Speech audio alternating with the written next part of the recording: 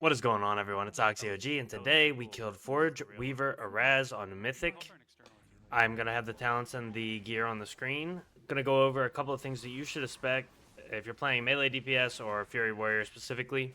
Yeah, I'd love to take a So, look. in the beginning, Get like you're not going to be lusting, so you have a tight window to farm back VoDs your and Blade Storm so that you have it for logs, the first set of either ads and off the or jump. both would be awesome. I'd love to The take a way look that at this each. fight I don't have to plays make videos is of it portals either. are going Like to if you just spawn like send me it opposite on of where Discord and you want pylons me are to do something activated, where like you that, just I'm saw those totally fine purple with that circles too. coming out from.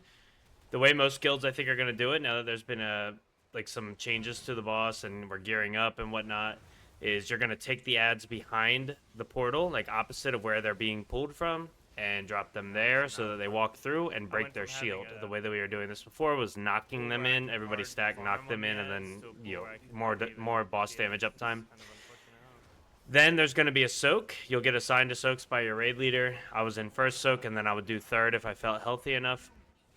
Making sure that you dodge these purple circles. I have some good tips on how to make sure that you dodge them efficiently. Melee, it could be a little dicey. And whenever there's a soak, an echo is going to be spawned. And if that echo, that like little ghost looking guy that you saw, is in a certain vicinity of the boss, then you will get an immunity for both of them. So they have to be spread out. We kill the first echo, and I immediately get back on the boss, try not to let my overwhelm stacks drop. Now, I talented into Piercing Howl on this so that whenever it felt necessary, I could slow the How ads many by more times you want to give 70%. me the It ads, proved to be pussy? really, really helpful. Yep. I want to talk about how you can have the most damage on these ads possible. So, number one is having a Blade Storm for every set that you possibly can.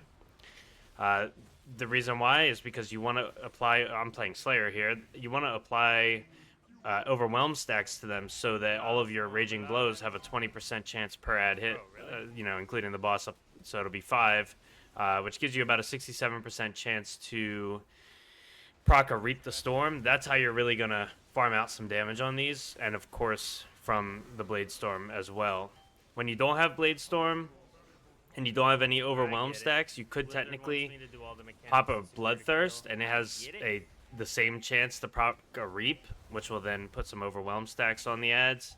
That's possible too, but if you want to keep up your boss damage, you're probably going to want to be sending Raging Blows. Well, I didn't get that rampage off. There's an intermission phase Rallying here cry where you you hate. got to split off to these pylons. I'll go over that shortly. But with that being said, I want to talk about these purple circles. Purple circles, the way that I found the best is to move towards the pylon that it's coming out of, or if you're in the one where all three pylons activate at the same time, then you're gonna want to make sure that you pick one. Like your tank should be positioning the boss near a pylon. You'll see it right after this phase, the intermission phase here. I'm either first or second. You have the damage amp, and then the boss will activate all three pylons, and there's purple circles going everywhere. This is a pretty tough part for dodging. The easiest way to do it, tank should position the boss near one of the pylons, see all of the purple circle spawns from that pylon, move through them as quickly as possible, and then you're only dodging the ones that are coming from across the room. When you're standing up in the middle of the room where you're about to see us fight the boss, it's really scary because they're converging everywhere. So just a little tip on how you can survive. The other thing is try not to ever have the boss between you and where the purple circles are coming from, because his character model and hitbox make it hard to see them even when they're underneath the boss. So if your tank doesn't soak them, you're probably going to die.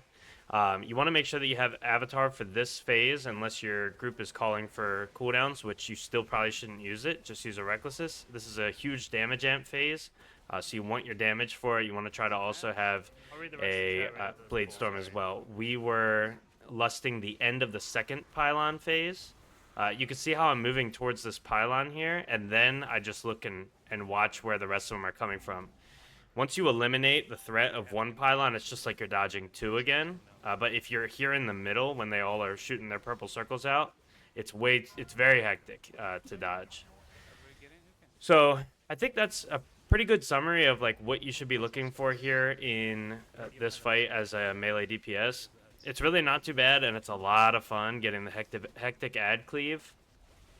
As warrior, we can just leap behind the portal whenever, right before the ad's about to drop, and then walk to the side and charge in. So we don't even lose much uptime by dropping the ads behind. So that's nice. You're gonna see us go back into pylon phase here soon. For the pylons, I just wanted to talk about a couple things. You want to spread your people around the pylons so that they're not pointing the beams, like when it's activated, at other pylons, because then people can get clipped. So you want to try your best not to basically point them at your friends. So keep that in mind, and you want to kill them together. So you got to listen to your raid lead's call on whether or not you need the full send damage. It does start to hurt, so make sure that you're ready with a defensive. But after this, after all this is said and done, and you go into the second amp phase, you should be sending the boss fully into P3, which is when Araz will knock you to the front, the entrance of the room, and then we'll walk up and we'll start spawning ads, like a ton, tons of ads, and you're basically in an enrage phase where either the ads get sucked in, or you get sucked in, or the boss dies, basically. So really, really fun, high stakes fight. I love it. And unfortunately, our damage was a little bit too high on the boss where we didn't get to farm out ad damage. So my damage is okay. Boss damage was pretty good. Could have been better. Everything could have been better, but it's going to be hard. As we get more geared, the boss is going to die too quick, and we can't farm damage on ads. So it's just is what it is. But I hope you all enjoyed this. I'll let you finish out the fight. It was a ton of fun. We just killed Fractalus as well this week, so working on that, although there's not much commentary to go on there since it's a weak Ara boss, but we'll talk about it, and I will see you all in the next video. Thanks for watching. I'm out. Peace. Gonna be a knockback with this? Knockback now.